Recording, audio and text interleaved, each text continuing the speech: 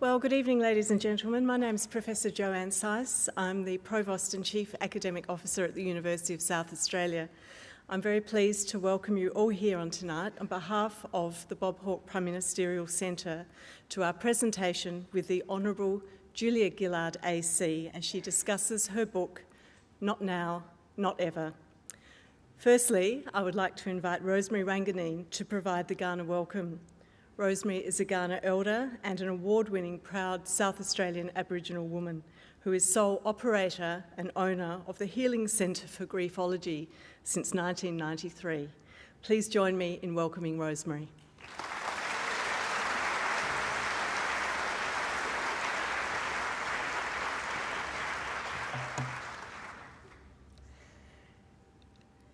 Natchala.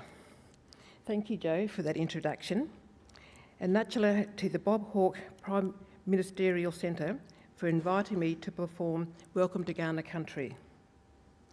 And I would like to acknowledge the distinguished guests, Jacinta Thompson and the Bob Hawke Centre, and of course the Hon Julia Gillard. It's always an honour and a privilege to perform Welcome to Kaurna Country because it gives me an opportunity to welcome non-Aboriginal people onto Kaurna Country. And with a special welcome to any Aboriginal persons present here today who are of Kaurna heritage, similarly to other Aboriginal people from across the lands. It's also an honour and a privilege to perform Welcome to Country, as it enables me to keep my culture alive so as to acknowledge my Kaurna ancestry and ancestors on my dad's side, and on my mum's side, Gulgitha and Wirugu from the west coast of South Australia. So when performing Kaurna welcomes, I love to bring an educational component and for it to be interactive. For example, let me first explain the meaning of the Kaurna words and then I'll formally welcome you. And because you are a group of people, I'll be doing a group Kaurna welcome. I'll ask you, Namani, which sounds a bit like no money, right? And Namani, I'm simply asking you all, are you all well? And you'll respond with Mani Ardlu. And to help you recall Mani Ardlu, I have a few images for you to imagine. So imagine money, but it's Mani. A piece of steel is not soft, it's hard. And of course the last one, loo. Just imagine a toilet as a loo. So when you say Mani Ardlu back to me, you're simply saying to me, we are all well. So I'm about to formally ask you Namani, and I'll invite you to remember those three images. On behalf of myself and my Kaurna ancestors, Namani. Oh, fantastic. So continuing with the educational component, for the city centre of Adelaide, Tandanya is the Kaurna word for place of the red kangaroo. And traditional Kaurna culture, as with all traditional cultures, Aboriginal cultures, across the continent, was highly intelligent and can claim to be a complete civilisation. And civilisation simply means an advanced state of human society in which a high level of art, science, religion and government has been reached.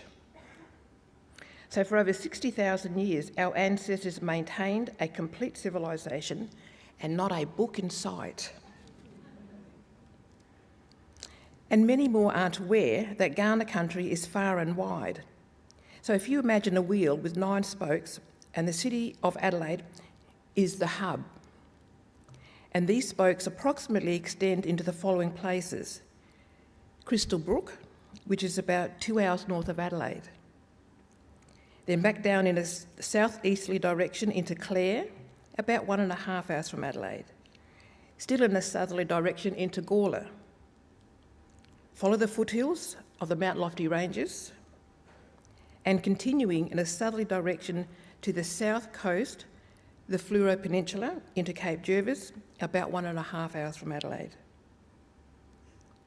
And to complete the circle, we'll turn around and head north, up the Gulf of St Vincent, bypass Adelaide, Port Wakefield, Port Broughton, and back into Crystal Brook. Furthermore, many aren't aware that the Mount Lofty Ranges, the top of the Mount Lofty Ranges, is the country of the Purrumbug people.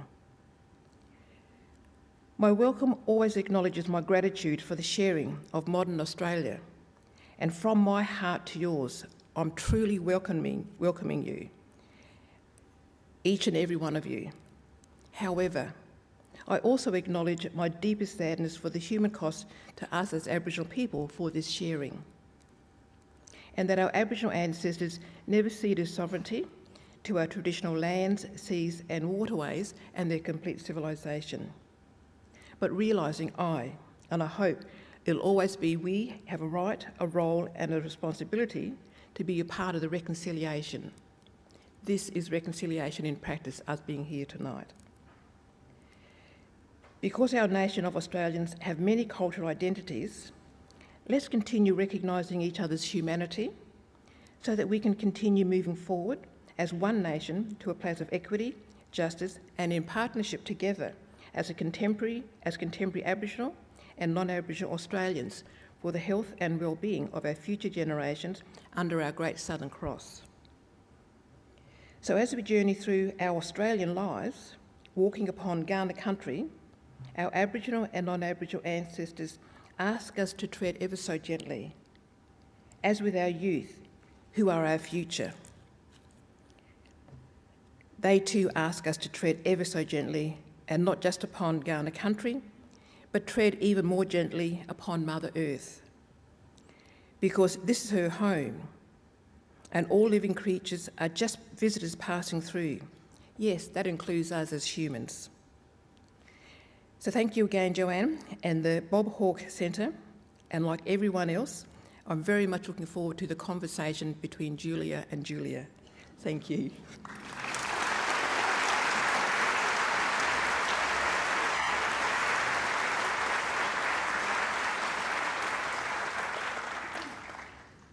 Thank you, Rosemary.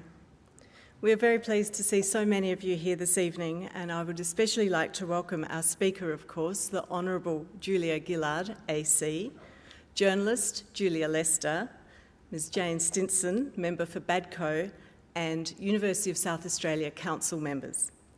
I would also like to thank Jacinta Thompson, Executive Director and Events and Exhibitions Producer of the Bob Hawke Prime Ministerial Centre, and her team for their work in presenting tonight's event.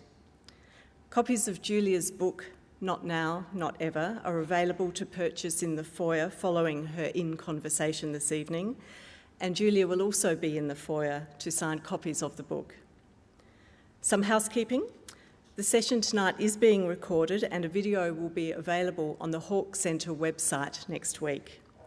I encourage you to tell your friends and colleagues about this who could not join us in person or via our live stream. To avoid interruptions, could I please ask that you switch your phones to silent? And as I said, we are live streaming this event tonight, and so I do extend welcome to all those who are joining us across Australia and overseas. Julia Gillard was the 27th Prime Minister of Australia and the first and only woman to serve in this role. Since leaving office, she has dedicated her time to advocacy, governance roles and writing. In 2021, Julia was appointed Chair of Wellcome, a global charitable foundation based in the UK that supports science to solve urgent worldwide health challenges. Julia is also the founder and inaugural chair of the Global Institute for Women's Leadership at King's College London and chair of its sister institute at the Australian National University. In 2014, Julia joined the board of Beyond Blue, one of Australia's foremost mental health awareness bodies, and has served as its chair since 2017. As a lifelong advocate for increasing access to education, especially in developing nations, Julia was chair of the Global Partnership for Education from 2014 to 2021. On the 9th of October in 2012, Prime Minister Julia Gillard stood up and proceeded to make all present in Parliament House that day pay attention. We're now 10 years on from the speech that stopped us all in our tracks, Julia Gillard's misogyny speech. Tonight, Julia Gillard will discuss her latest book, Not Now, Not Ever, with journalist Julia Lester. Please join me in welcoming the Honourable Julia Gillard and Julia Lester.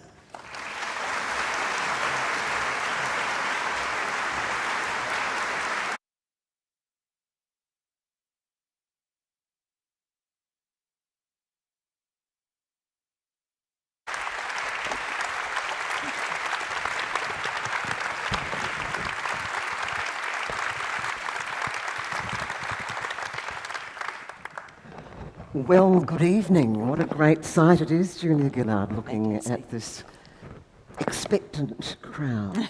A very large crowd. A very large crowd. And we do have also a large crowd, of course, online. I want to firstly say this is the book. And guess what colour it is? For those of you who can't see, it's bright pink. Whose idea was the bright pink? I think a few people are taking credit, but it really goes to Connie in my office who came up with the pink. It's kind of an ironic statement and also definitely makes it stand out in bookshops. So there's method behind our colour selection, and the book is a fundraiser to support the Global Institute for Women's Leadership, so we're very keen to get as many copies as possible out there. Julia Gillard and the rest of us, I'd like to take us back to the day. So let's just imagine for a moment it's the 9th of October 2012, 10 years ago, almost to the day. We're in Parliament House, the House of Representatives. Julia Gillard is Prime Minister. Tony Abbott is Leader of the Opposition. They face each other each sitting day. And you've probably watched Parliament. It's actually very close that you two stand across the desk and the dispatch boxes.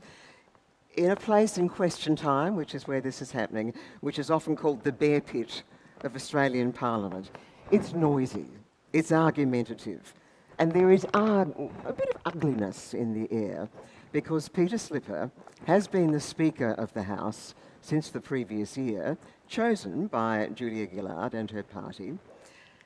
By choosing him, a member of the other side, the Conservative side, she and her party and supporters can just maintain numbers in the House. But it's tight. It's very tight. Peter Slipper is by now involved in 2 scandals, and he's stepped aside. I want to talk about the second just very briefly. He's been accused of sexual harassment. He sent some very unsavoury text messages. Gross, really, containing references to female genitalia, among other things. Tony Abbott has proposed a motion demanding Mr. Slipper's resignation. Now, this gets a little bit confusing, doesn't it? Who's demanding what from whom? He knows, because this is what you do in Question Time, it's a very strategic time, isn't it? He knows that if Slipper goes, so possibly does Julia Gillard's tenuous hold on power, because Labor is running a minority government. Mr. Abbott's absolutely getting stuck into the Prime Minister. She should sack him, he says.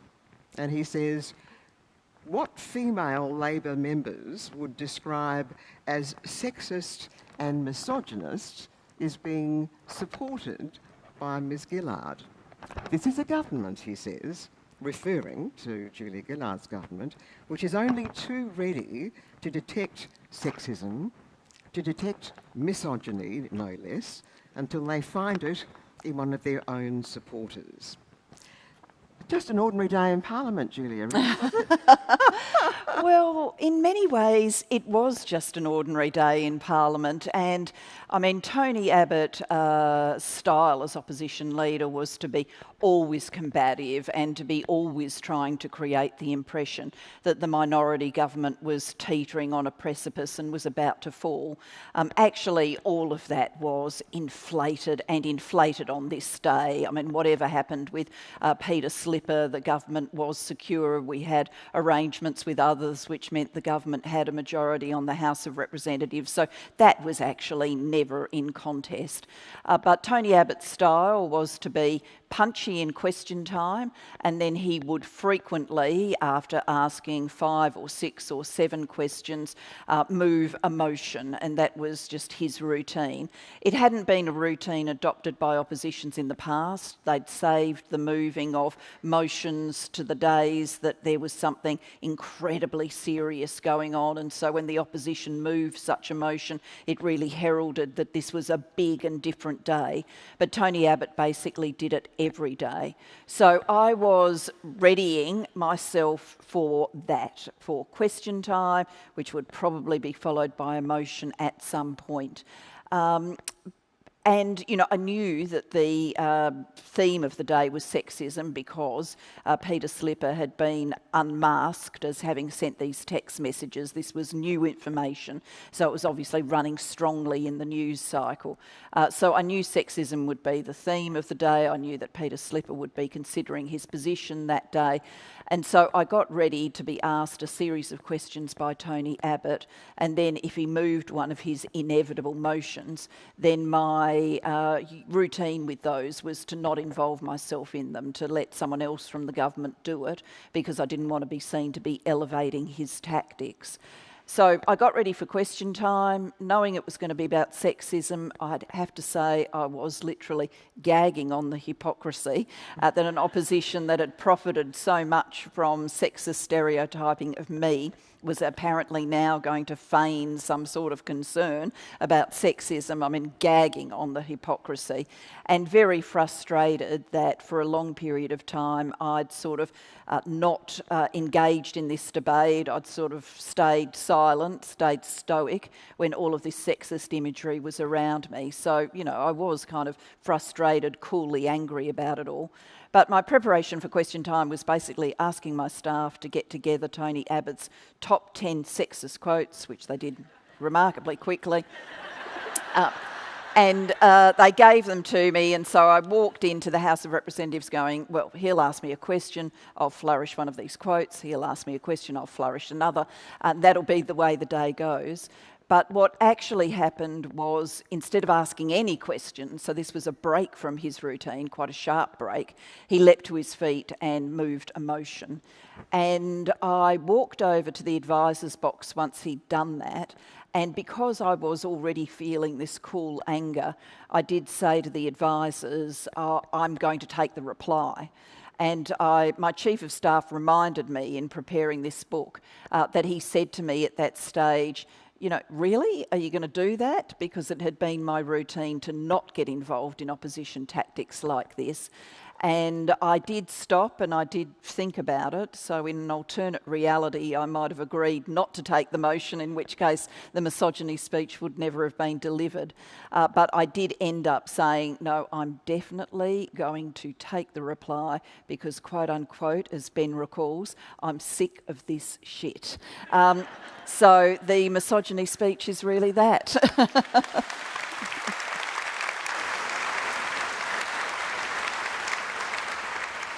You say, by the way, Julia, that you're not someone who usually swears, even in your mind.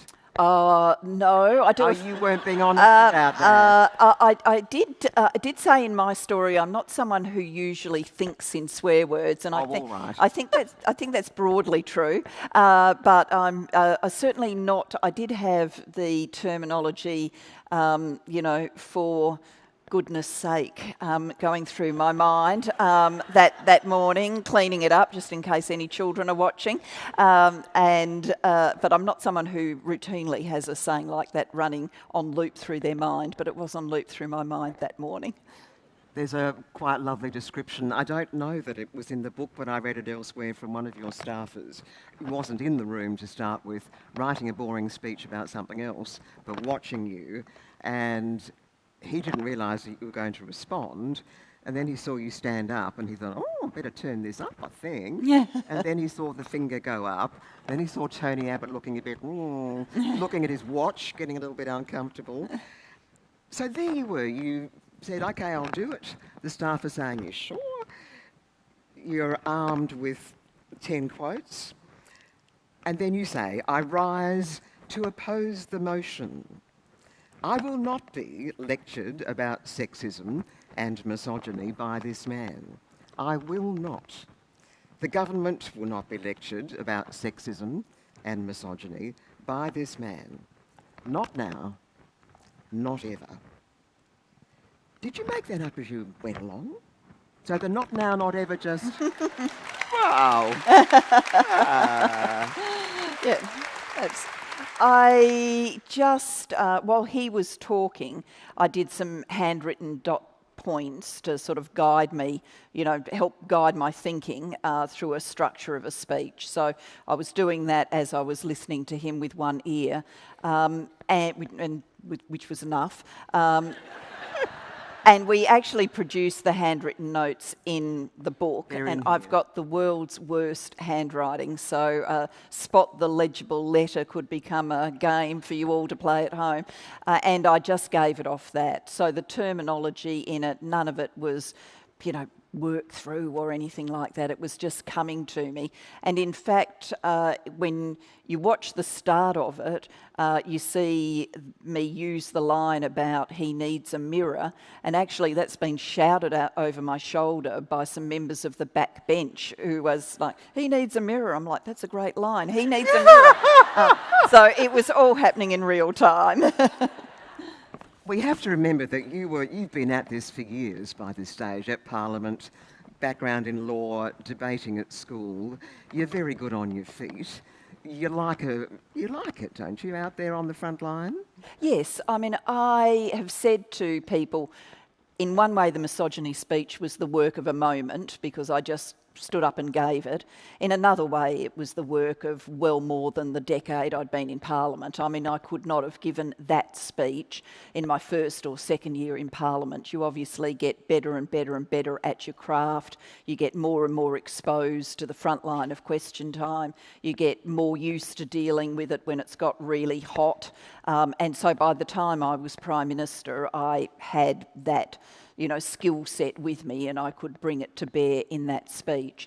And one of the things I had set out to do when I went into Parliament was to show that a woman could thrive in that adversarial environment, that you could give as good as you got. And I always steered towards the kind of punchy debating in the Parliament. So when we were in opposition, I was manager of opposition business, so the chief tactician, chief organiser of question time for the opposition, and I honed the skills even more then, and I took that with me into government. Julia Gillard, one of the great strengths of this speech was your opening. That was a stunner. And then you went on to do a line almost Shakespearean of repeating, I was very offended. I was very personally offended. I was very offended on behalf of the women of Australia. Things like the quote of what the housewives of Australia need to understand as they do the ironing. One of Tony Abbott's comments about the carbon pricing. I was offended, you said, by the sexism, the misogyny of the Leader of the Opposition. I was offended. Is that an old debating style? Or did that just come up on the day again? I really don't know. I'm not sure that it's an old debating style, though I guess organising your mind in points and themes and a bit of repetition is something that you do in debates. But really, if you'd asked me when I sat down, repeat for me the first few sentences of the speech, I wouldn't have been able to. I mean, it was, definitely given in the flow, and so I wasn't conscious in the flow of definitely repeating for emphasis or anything like that. I was just delivering it, and I think it was coming from this, sense of cool anger, this sense of frustration. I think that was fueling the speech, and that's what you see on display. And I think that's one of the reasons that it has resonated so broadly is many people, many women certainly know what it's like to have, gone home frustrated with a sexist moment, with a gendered barrier, with something that's happened to you, and not had an outlet for it, not had the ability in the moment to come up with the rejoinder, or perhaps not had the power in the moment to deliver the rejoinder. And I think watching the speech gives people that sense of, well, it can be done, and helps them relieve their frustrations of the gender unequal world we unfortunately still share. I'd like to come back to the whole issue of saying rather than not saying, because that's an undergirding theme. May I just remind us how you ended the speech? The Leader of the Opposition should think seriously about the role of women in public life and in Australian society, because we are entitled to a better standard than this. Not bad on the run, mate. Thank you. So straight after, what did you do when the speech was over? So I sat down, the Prime Ministerial chair is at the table, the Leader of the Opposition's just across the table. You've got your front bench behind you, he has his front bench behind him, and then the back bench seats are behind that. And I knew, because he'd moved a motion to which a number of speakers would be entitled to speak, that there would be further debate. So there'd be an opposition speaker, a government speaker, an opposition speaker, a government speaker. And I really had to sit in the chamber for the rest of that debate, and then there would be a vote at the end of it. And so I sat there and I thought, I'm going to have to sit here for quite a bit of time now. It's kind of like a real waste of time. I'm a very busy woman. I'm a busy woman. What can I do to make this a more productive moment? I know I will go and get the advisors to bring in some of the correspondence that needs signing, and I can sit here at the table and I can do the correspondence. And so, your chair like this one is one that you can swing all the way round. So I swung it round to Wayne Swan, who was sitting behind me, and said, I'm going to get the advisors to bring some correspondence in. And I'm going to interrupt here and say Wayne Swan said, no. You can't do that after you've just given the j'accuse speech. Now, you say he's not someone who often slips into French. I've never heard Wayne slip into French other than that moment. Never ever. But j'accuse is a very famous term for a really important speech, accusing people of really horrible racism, prejudice, dreadful things. And then it must have begun to dawn, even as it was being delivered, you were delivering this speech, Twitter lit up, the blogosphere was shining. When did it sink in that you'd done something profound? Well, certainly not then. I mean, I knew it had landed with force as a speech in the Parliament, and I judged that off the reaction of the opposition, because they went from being, very animated, interjecting, heads up, thinking that they were on a winner, to increasingly dropping their gaze, moving, into silence, starting to look at their phones to sort of avoid it. So I knew it had been had a speech with weight in that sense. When I turned to Wayne and he reacted so oddly, that was the first inkling I had that there's something more going on here. And then Albo, current Prime Minister Albanese, I should say far more respectfully, Albo came up to me and sat for a moment and said, I felt really sorry for Tony Abbott when he looked at his watch. And this is, I like fighting Tories, Alba. I'm like, that's really odd, And so there were these sort of straws in the wind that there was something more about this than a powerful speech in the Parliament. But it wasn't until, I guess the first thing was when I got back to my office and the office said that the, telephones had lit up, that the emails were coming in, that there was a big wave of reaction out there. So that was sort of wave number one. And then, within 24, 48 hours, it was quite clear that it was being reported, the speech around the world, quite differently to how it had been reported in Australia. But for me, in many ways, the sort of penny really, really dropped when not that long after the speech, I went to India as Prime Minister for an official visit, and an Indian policewoman turned to me and said, "Great speech." And it was the difference between knowing it had had media pickup to knowing that, you know, people, women, real live people, were actually noting it and thinking about it, because I genuinely think you can get things that wash through the media that actually never come down into the community, and people don't really latch onto them. But that was the first real indication to me that women in particular were latching onto it, and latching onto it in different parts of the world. If it's the only thing in 50 years' time for which you're remembered, that speech, how is that for you? Oh, well, I'll be dead, so I won't be bothered.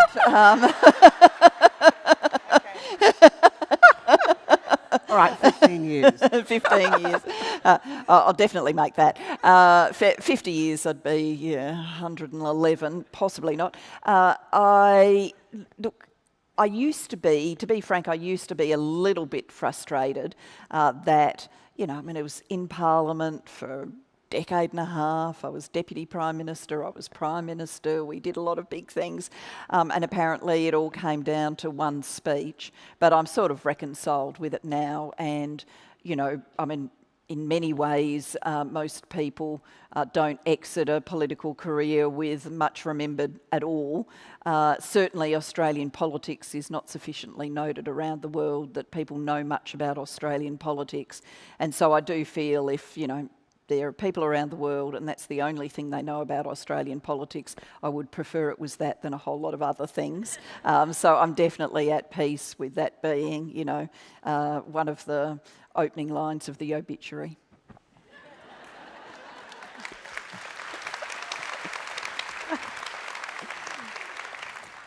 So what you did is actually stop not saying.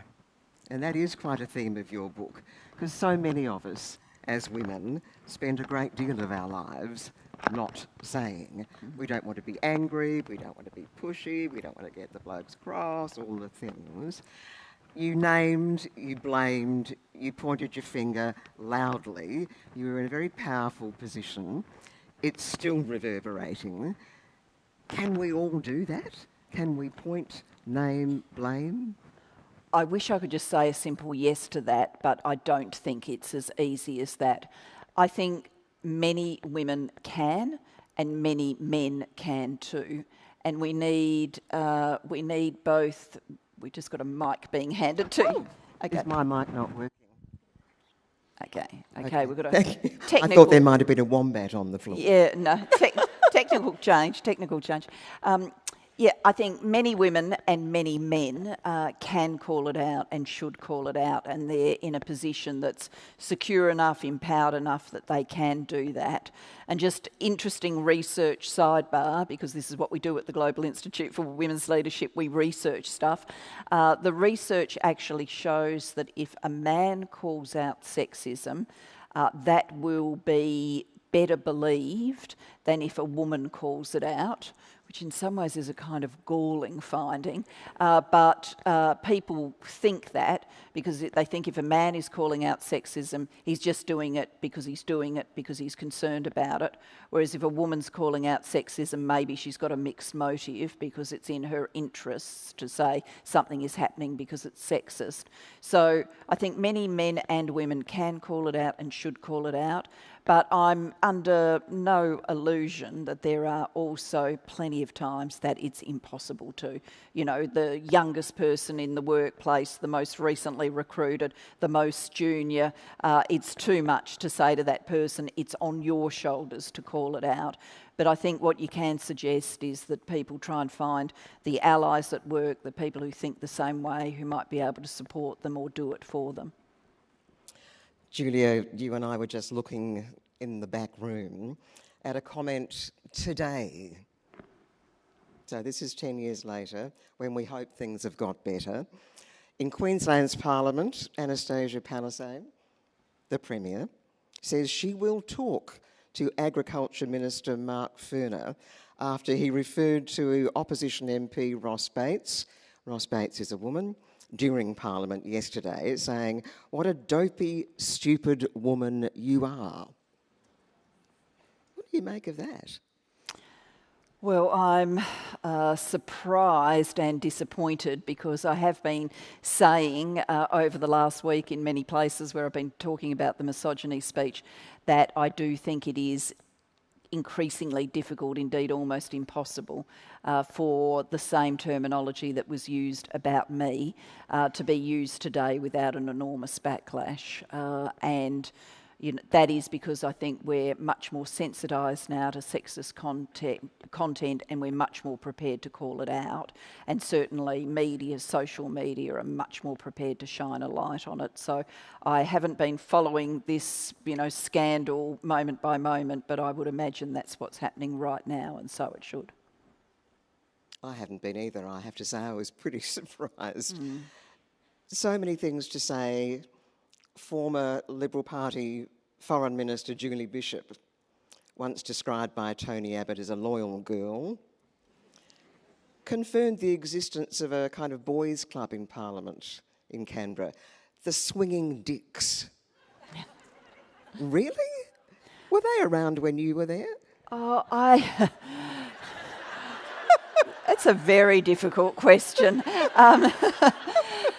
I'm going to sound a bit partisan now, but I'm going to chance my arm on it anyway because I think it's the truth.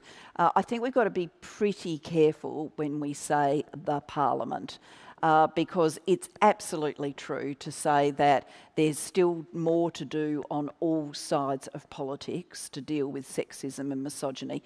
Everybody's got to get better. But the Labor Party did a very smart thing, and I was involved in the campaign for it. It was led by Joan Kirner, the first woman to be Premier of the state of Victoria, and that was Labor adopted an affirmative action rule.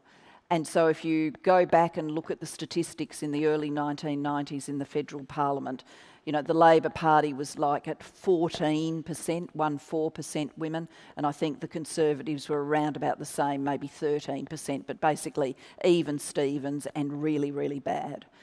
Labor adopted the affirmative action program, and that has turbocharged the number of women representing Labor in the national parliament and in state parliaments. And so when you look round those parliaments now at the Labor team, you tend to see around half men, half women. Maybe 52-48, maybe even 54-46, but round about half-half.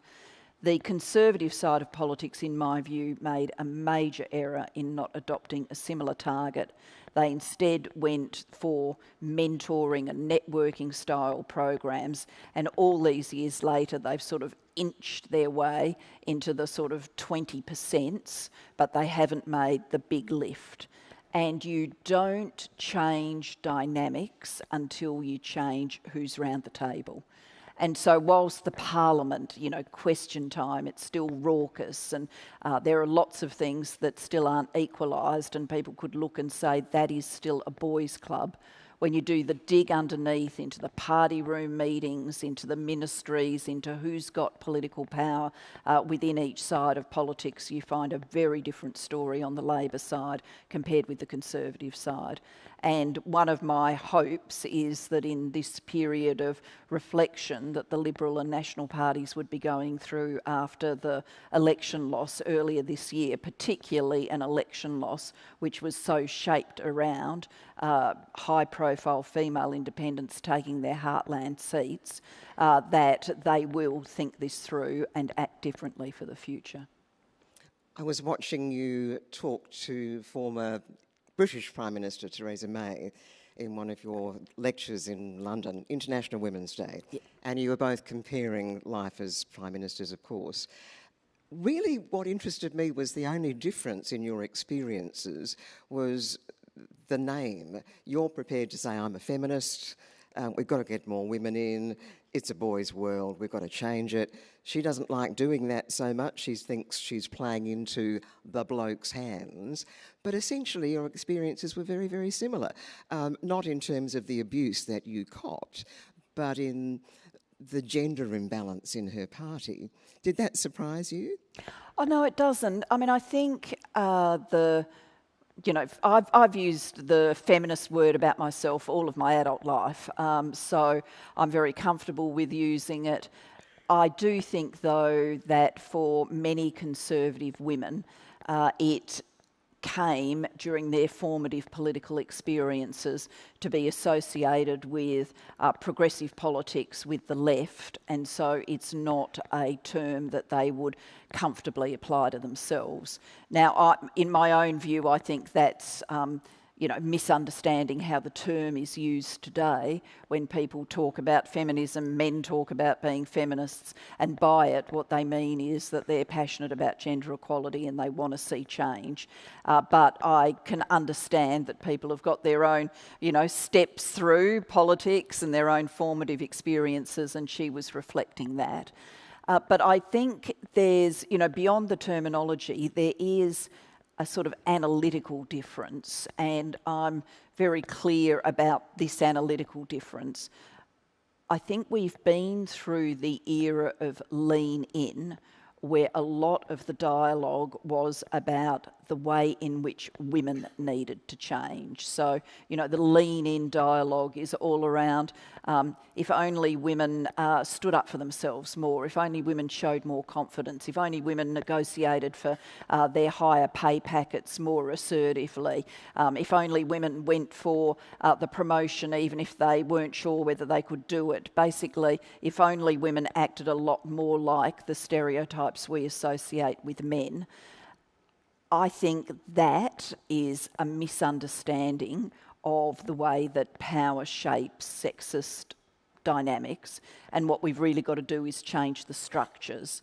So, affirmative action was a structural intervention. You can't do your pre-selections without pre-selecting a percentage of women. The structures changed. Whereas I think on the Conservative side of politics, they've much more invested in if we invest in women's empowerment programs and women's confidence programs and women's networking programs, it'll make a big difference. And it'll make some difference, but it doesn't make the big difference that the structural changes make. And so I think Teresa and I'm very respectful of her, and between one thing and another I see a bit of her in London. She's doing some amazing things still. She's very passionate about anti-slavery work, to which she devotes a lot of her time. She's very passionate about combating domestic violence, so we'd be completely joined up on all of that. But I do think we've got a different analysis about what the change levers are. Let's look at the wonderful...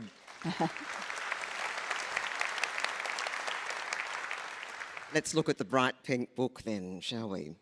I just want to briefly explain, Julia, what you've done is the speech, printed it, then your thoughts of the speech, other people's reflections on the speech, and then there is an interesting part for me, it was a great read, on misogyny past and present.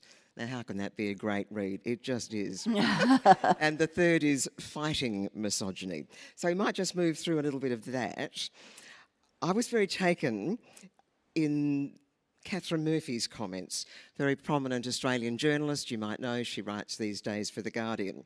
And she was, on the day of the speech, she was locked in Parliament House, I imagine with headphones on, live blogging, which was a pretty new thing in those days, exactly what was happening.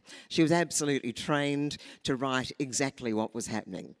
Dispassionate, exact, be accurate.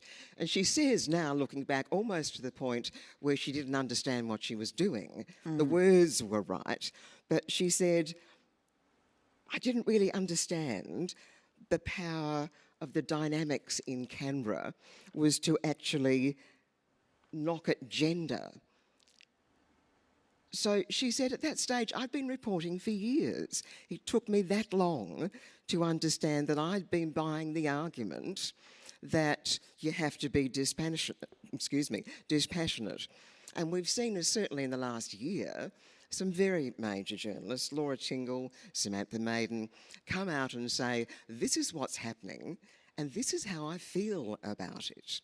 That's a very new thing, isn't it? It is a very new thing, and the parallel in my mind is from the time before, the book before, Women in Leadership, which I co-authored with Ngozi Okonjo-Iweala, where we examined all sorts of dimensions of women leaders. But we interviewed women political leaders around the world, and we had a fascinating conversation with Jacinda Ardern. And for me, that really cemented a view that I sort of had seen little fragments of, but it hadn't come together as a complete thought. And it got it to land with me that it is very different when you've had more than one woman. So the early women, I think, the first woman to be Prime Minister, the early women in the Canberra Press Gallery, the question you're really trying to answer is, can a woman do this? Because whilst people aren't running around articulating that question, it is definitely sitting in the back of their minds, and they're looking at you and thinking to themselves, can she do this? And for women who are trying to answer that question, can she do this? The safest thing to do, the most obvious thing to do, is to try and do it like it's been done before and to show that you can master it and a woman can do it. And I think me in politics, other women who have been the first, or other women who are early waves of change, that's what we've had to do. Someone like Jacinda Ardern, who is the third woman to lead New Zealand, the question, can a woman do this, has been asked and answered. Jenny Shipley did, Helen Clark did for, a decade or more. There'd be many New Zealanders that for, most of their lifetime, they've had a woman Prime Minister. That question is gone. And so that you get to answer the next question, which is, can a woman do this differently? Or does a woman want to do this differently? Or can the job be done differently by anyone? And I think what Catherine's pointing to in that chapter is her evolution, and I think the evolution of a number of other women journalists who, when they were trying to prove themselves in this very Boise environment, just accepted they had to do it the way it had historically been done, pretending you were dispassionate, pretending that gender was no part of the dynamic. But now they are clearly press gallery leaders. No one is going to question, can Laura Tingle report? Is Catherine Murphy up to writing opinion pieces? I mean, no one's going to do that. They've got more freedom to then, conduct themselves in the different style, to be asking themselves the question, well, if I didn't pretend I was dispassionate, if I was looking at this as a woman, if I was bringing the gender politics to the fore, how would I be writing this story? And they're giving themselves the freedom to do that. It's a very precious thing. And it's a very new and bold thing. I want to leap to one of the other amazingly wonderful contributors to your book, Mary Beard. Now, the name might be familiar to some, Professor Dame Mary Beard, famous for, I'd forgotten this, for being told she was what? Too ugly for television. Thank you. Too ugly for television. She has purposely, I think, grown her grey hair to be even more too inappropriate for television. She is Professor of Classics at Oxford. She is incredibly smart. And her area is the ancient world. So, Julia Gillard, I loved this section. What on earth can we learn about sexism and misogyny now from looking at the Greeks back in 720 BCE? I think we can learn a lot, and we can actually learn, just to keep the theme going, we can learn a bit about this evolution of women's perspectives and the ability to tell women's stories, because Mary recounts in this chapter, I mean, she's a classics professor at Oxford, and you could hardly be in a more historic, one may even say oldie worldy, but you could hardly be in a more historic setting than that, and she basically recounts how she was being a classicist like everybody else had been a classicist, and then she finally got to the stage where she looked at these stories from the ancient world and, wow, actually, when you look at it, they're stories about rape and they're stories about the mistreatment of women. And which had been called being ravished being rather than raped, for instance. Exactly. And why don't we read it like that? Why don't we look at it from the women's perspective rather than the woman being, the sort of extra in a predominantly male story? And so she, I think, has shown that evolution. But in the chapter, she takes us right back to the early imagery, of Penelope weaving at her loom because she's waiting for her husband to return home. And the first time as a female character she's introduced into this epic tale, it is her young son telling her to shut up, that no one wants to hear from her, that no one wants to hear a woman's voice. And Mary takes us from that moment through the history of misogyny. Your book also takes us through some very contemporary ideas and thoughts from young women, as you've mentioned. There's a whole chapter on misogyny and intersectionality, again one I found very powerful, by Alaida Mendez Borges. She tells a fairly extraordinary but not extraordinary story. She is a woman of colour. She was born in Cape Verde. She was in Rio de Janeiro in Brazil, walking along the waterfront. A white male stranger said, "Do you want to go up to my hotel room?" She thought of many things to say, but she took the short path, she said, and said, "I'm not Brazilian." To which he said, "Oh, I'm really sorry. I shouldn't have asked you. I thought you were Brazilian." Now, what is the import of that story? She is a fantastic young woman researcher at the Global Institute for Women's Leadership in London. She's lived around the world. She's lived for a long time in Portugal. She speaks Portuguese, and she was doing research in Brazil, so obviously could speak the language. But she, in that reflection, was talking about an intersection of class, race, and sexism. So she has spoken very passionately about the stratification of Brazil's society with black women viewed as an underclass, often performing work as domestic servants, and therefore viewed as people who can be sexually exploited and should navigate the world, obviously having to put up with all of this vile kind of conduct, because that is the way the intersection of class and race and sexism plays out in their lives. And the man in question, without presumably being able to articulate any of that in his mind, actually put her in a different class once he realised that she was not from Brazil and she was not part of the social class that he was imagining. So I think it's a very, at one level it's just a revolting story about sexual, a man being a sexual predator against a young woman who is walking by, but it's got these depths to it that Alaida is calling on us to look at, because she wants us to think about the ways in which all of these dynamics interact, and how feminism has to be open to intersectionality, that is bringing in, even as we analyse from a women's perspective, a feminist perspective, bringing in the pressures of racism and classism and other forms of prejudice. Particularly in colonial countries, like Australia. Jess Hill, that's a name maybe known to many of us here, Australian investigative journalist who wrote a book with such a powerful title, See What You Made Me Do. So she again contributes in this book. She's trying to work out why this hatred, this attacking, this coercive control by so many men of women is so resilient.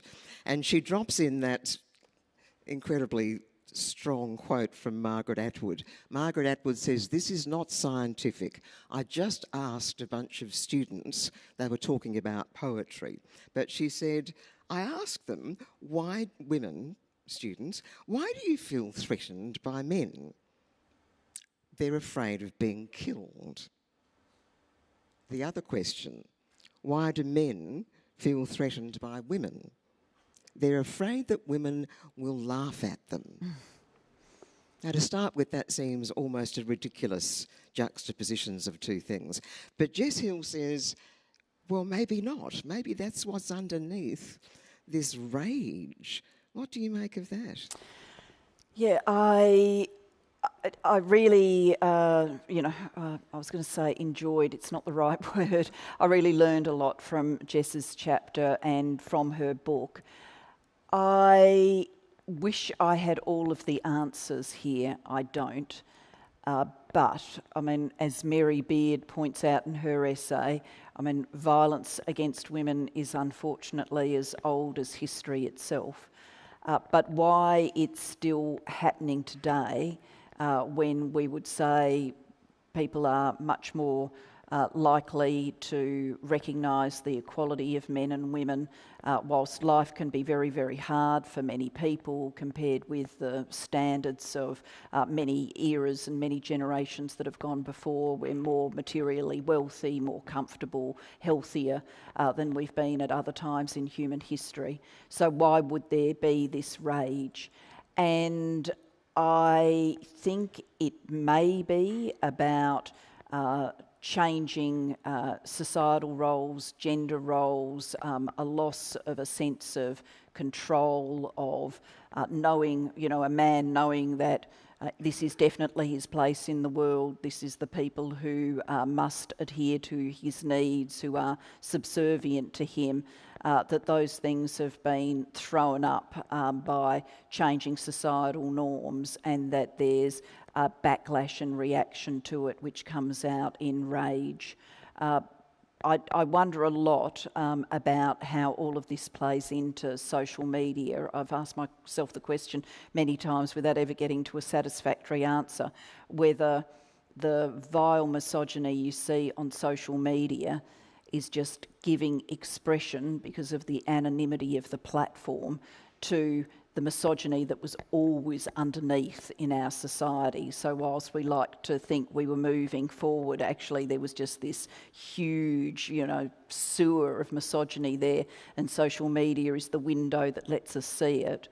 Or is social media actually exacerbating, and without social media there wouldn't be that volume of misogyny? And I don't quite know the answer to that, but it's certainly there, and for many women it's lived and experienced through physical violence and or coercive control. And Jess looks at all of that, and she's so knowledgeable and has been in contact with so many women that the stories she tells are incredibly powerful. I think we need a laugh. We need a laugh, yeah. Kathy Lett is also one of the contributors to this book, who I think is a friend of yours. Yes. A writer, very funny woman. She's lived in the UK a lot of time of her life. She got a call one day when you were PM from the BBC, a producer, saying, Kathy, she's been doing it again, referencing you, your mate Julia. She's been outrageous. Can you comment? And Kathy says, well, I went through my mind a list of leaders who'd transgressed previously: Clinton, Berlusconi, Ceausescu. And she thought, what could it be? What could Julia have done? What did you do? What had you done? I was photographed knitting. That was it. Yeah, there's a wonderful Obama parallel here. About every 12 months you might see on social media feed, remember when this was a scandal? And it was when Obama, after all those years of wearing dark suits, walked out one day wearing a tan suit and broke the internet. And people going, those were the days, weren't they, when a scandal was, just the president of the US getting on a lighter suit. We have more serious scandals these days. But yes, more serious scandals certainly have happened than a Prime Minister knitting. You were just pandering to the women, she was called. It was Women's Weekly, was it? Anyway, it doesn't matter. Kathy nicely says, look, one of the things she does is collect jokes. So she quotes one of them, the dumb blonde joke. Why are dumb blonde jokes one-liners? And why are they so short? The answer is so men can understand them. I've been a blonde all my life. I also used to collect dumb blonde jokes. Seriously, cracking jokes. You and Theresa May talked about this. You can't really joke in public, can you? Because if someone gets the wrong end of it, that's news too. Is joking a good way out of it for most of us in our lives? Or is that trivialising it, do you think? Oh no, I think humour can be illuminating. It's in its own way. It can be a bit of a weapon. It can get people to think. So I mean, in the House of Representatives, and even at press conferences, I would crack jokes. And yes, there's always the risk that they're misconstrued or that you're seen as sending up something that's truly serious. But I think it's just one of the ways that human beings communicate and try and illuminate what it is that we're trying to say. So I'm not worried about that. Kathy, of course, is a noted writer and comedian, and she that's her stock in trade. She's wonderful with the puns, with the one-liners, and as a result, I think she does shine a light on all sorts of things, including sexism. She talks about women being each other's wonder bras. That we're there to support and uplift other women, and I like that line. You've also made a very big point of speaking to 3 young women at the end of your book. You kind of interview each other, really. Chanel Contos, whose name again might be well known to you, who was researching sexual assaults on girls who were in high school, particularly assaults perpetrated by boys of high school age. And she was blown away by the response. It was enormous. What have you learned from her, do you think? Yeah, I've learned a lot from her, actually. She came to the Global Institute for Women's Leadership in London because she was studying there, and it was part of her studies that she decided to put out this survey about sexual assault in high schools, and she put it out in Australia, just in 2 high schools to start with, and the volume of stuff she got back, it ended up being stories in the tens of thousands that she anonymised and then put on a website and then led into a campaign around Teach Us Consent. And I think I've learned from her, and indeed the other young women that I've spoken to for the book and more generally, I think that there's a new style of activism amongst younger feminists. They're very intolerant of the slow pace of change. They're very motivated to speed it all up.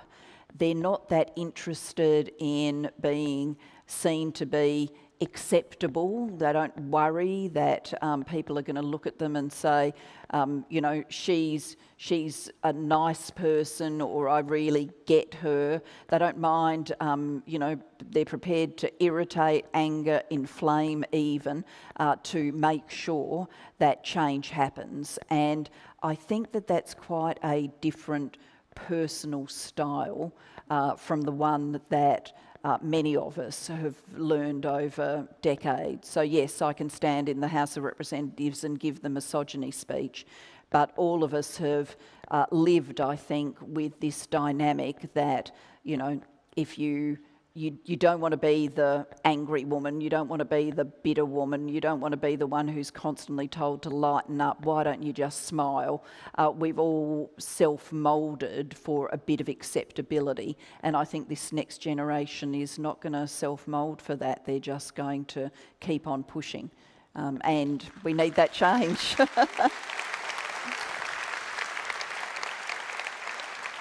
Your last chapter is called Misogyny, What's Next?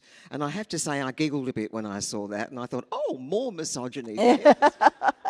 But in fact, that's not your question. What is next? Well, I'm trying to invite people through the book and through the work of the Global Institute for Women's Leadership to think very directly about what it is that they can do in their lives, in the things that are within their power to bring about change. And I invite particularly women at the end of the book to think who you would be if you had grown up, had your working life, had your family life, had all of your life in a gender equal world. If you'd never worried about those footsteps behind you late at night, if you'd never moulded yourself to be more agreeable, if you'd always believed that your contributions at work would simply be weighed on merit, if you'd lived in a world where intertwining work and family life in productive ways was just the norm, who would you be if that was the world that you'd encountered day after day since your youngest days? And I think we'd be quite different, and I think we would be feeling lighter and more joyful about our existence. And I think for both women and men, we'd live in a better world, because gender stereotypes don't just confine women, they confine men as well. And so I'm inviting people to imagine that future and then work backwards to what is it that I can do in my own life. And it doesn't have to be standing on the bus giving various versions of the misogyny speech. In fact, well, I might specifically counsel against that. I don't know how those on the journey might react, someone starting to yell and huff and puff on the bus. But, in our own lives, I think we've always got some things we can do, whether it's how we role model for the children we're in contact with, what we do at work to create a supportive environment for women, whether we back each other in or not, what we do in our community, what we do in the world of politics, how we raise our voices when we see sexist conduct, how we react when the media reports things in a sexist way. We've all got some power in those regards, and if we use it for change, then we'll get there more quickly.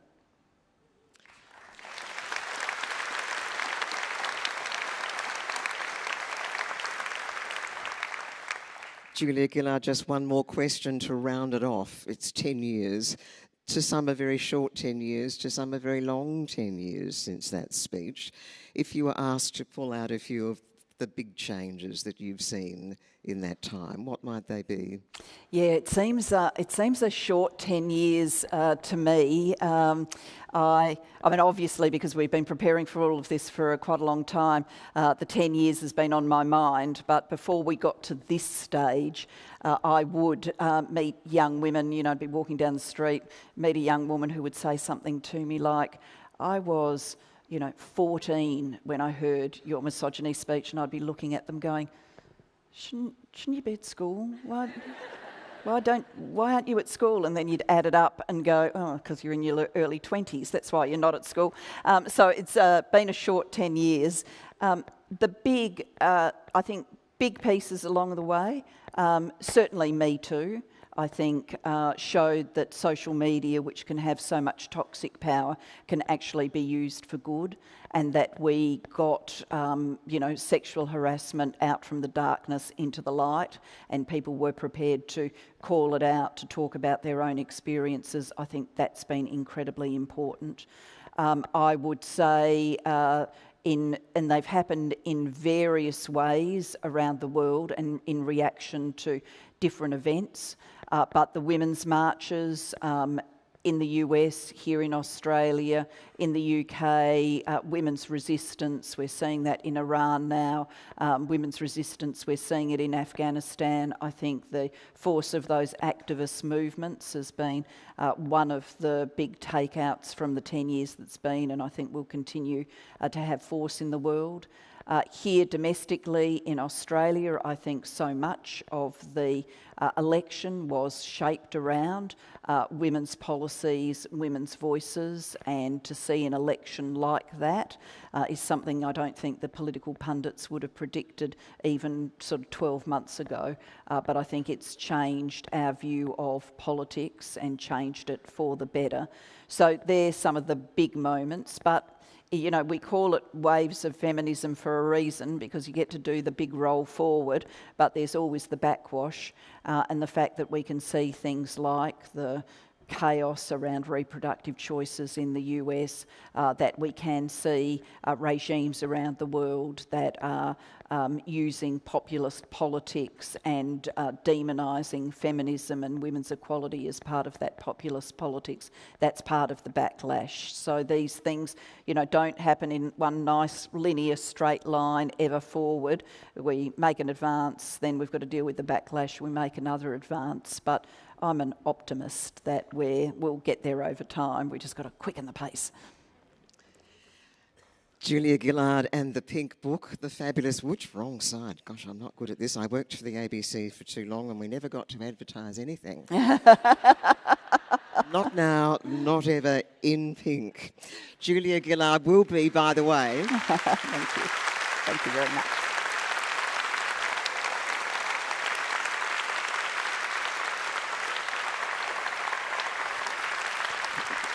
So Julia's book is for sale in the foyer. There are pre-signed copies. There will also be a queue and you will be out there for some time signing. I would like to just remind us to say this is the end of the book. Obviously, there will be carping critics and curmudgeons who want to stand in our way, but we don't have to listen to any lectures from them. Not now, not ever. Julia Gillard, thank you so much. Thank you. Thank you. Thank you. Thank you.